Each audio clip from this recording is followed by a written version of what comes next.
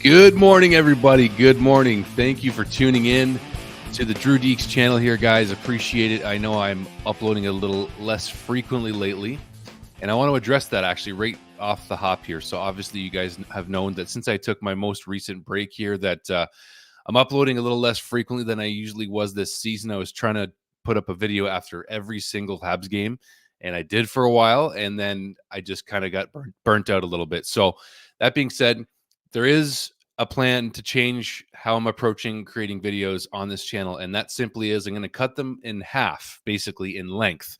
So you're not going to see as many 10-minute videos on this channel. You're going to see more like 5-minute videos because I want to try to cover as many Habs games as I can before the end of the season here, and I want to do that with enough time to actually be able to make that happen and to appease the viewer, because I don't think that necessarily everybody wants to see double the length of, say, like, you watch our good, awesome friend Matt Hockey Junkie, who puts out 4.5-minute videos every day, or 4-minute videos, maybe 5 minutes at the max.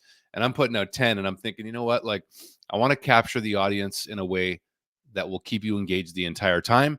And then that just helps the channel perform better. It's better for you. It's better for me. I can get more videos out by doing shorter videos. So I just wanted to throw that out there for you guys.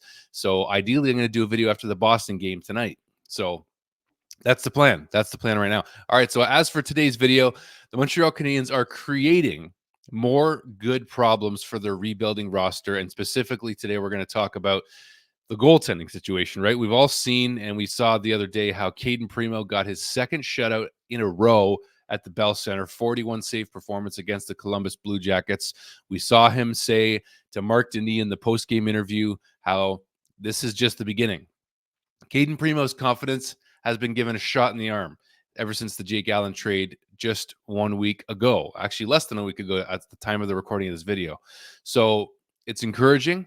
And I think the Canadiens' goaltending situation is encouraging and a very good problem to have. So that's why I'm just going to talk to you guys about pretty much the goalies here. And we're going to go through a couple of pictures here. Jake Allen, again, waving goodbye and doing a great job in just helping the Canadiens rebuild along in the right way. And Cayden Primeau.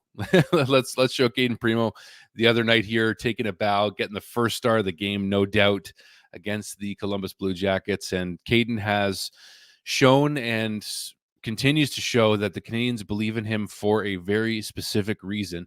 And now he is, as of right now, the rest of the season, he is the official backup goaltender for the Montreal Canadiens. And last year, a lot of the conversation was around Cayden and how a lot of folks in the media specifically didn't feel like he was a number one goaltender in the NHL and that he never would be. And maybe he still won't be, but he still could, because the potential is only going up.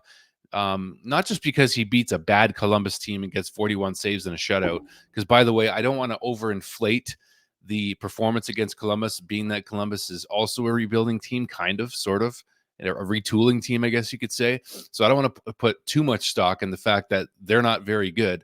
And the Canadiens also had a good defensive performance in front of Cayden Primeau the other night. So I don't want to overlook Cayden's performance and downplay it, but I also don't want to overhype it and pump his tires too much too soon. A funny Cayden Primeau story for you. Very quick, very short. I told you guys, well, you all saw that I went and met the players in October, the whole Slavkovsky clip that I wanted to create, telling him I'm sorry. I wanted him over Shane. I wanted Shane right over him, and that whole video of you seeing me meet the players. But what I didn't show you was that I actually parked next to Cayden Primeau at the Habs practice. And then we both got in our cars at the same time we were leaving, and we just kind of said hi to each other, like, hey, how you doing? And then it was kind of not this wasn't funny because someone was like driving really fast behind Cayden Primeau as he's trying to back out of his parking spot. And like the security guy had to like tell the guy to slow down because he was going too fast and just shaking his head at Cayden Primeau. And anyway, it was cool to meet him. I did meet him. I didn't mention that, but just a pleasant, polite person. And now having success as a goaltender in Montreal, hats off to him. Now, the problem I mentioned, the good problem he's creating, we got Jakob Dobes here, who's having an okay season in Laval. He's certainly playing a lot better lately, and we've seen improved play from him too. But the one guy who, a lot of us are excited about is this guy right here, Jakob Fowler, who we heard on the Spit and Chicklets podcast how excited Ryan Whitney was going to watch Jakob Fowler in person and in Boston, and seeing how well he performed. He was comparing him to Dominik Hasek, So it's just like a huge comparison. Was it Craig Button that said last night with Tony Marinaro on the Sick podcast that Dominic Hasek still he feels was the best goaltender in the NHL in the history of the NHL, which is a big statement, by the way, but hard to argue sometimes if you really look at his numbers up close.